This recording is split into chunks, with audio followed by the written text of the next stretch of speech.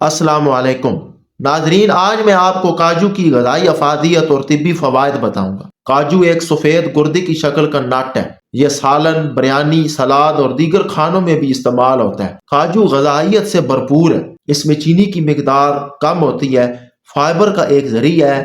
اس میں پروٹین کی مقدار اتنی ہوتی ہے جتنی پکے ہوئے گوشت میں۔ ناظرین، کاجو دل کے لیے صحت مند فیٹی ایسڈ سے بھرپور ہوتے ہیں۔ تمام چربی آپ کے لیے خراب نہیں ہوتی، کچھ چربی آپ کی صحت کے لیے اچھی ہوتی ہے، اور کاجو میں دل کے لیے صحت مند چربی ہوتی ہے۔ ناظرین، کاپر ایک ٹریس منرل ہے جو ہمیں بہت کم مقدار میں ملتا ہے۔ یہ زیادہ تر کیکڑے، مسلز، جگر اور سیپ جیسے جانوروں کے ذرائع سے ملتا ہے۔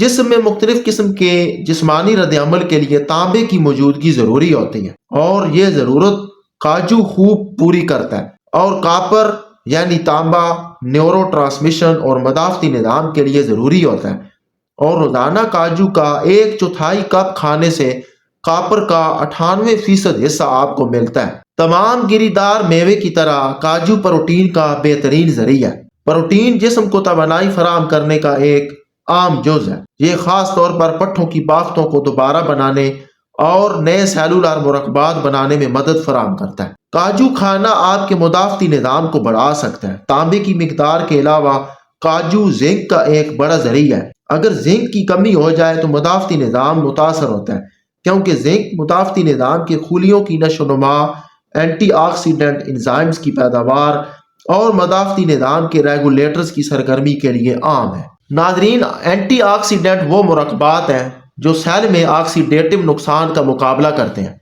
اینٹی آکسیڈنٹ سیل میں جھاڑو دیتے ہیں، آزاد ریڈیکلز کو بے اثر کرتے ہیں جو سیلولر کو نقصان پہنچا سکتے ہیں۔ کاجو میں 2 انتہائی طاقتور اینٹی آکسیڈنٹس وٹامن ای اور کے شامل ہیں۔ کولیسٹرول ایک مومی مرکب ہے جو خون میں جمع ہوتا ہے اور قلبی کام کو محدود کرتا ہے، اور کولیسٹرول سے بچنا ایک صحت مند انتخاب ہے۔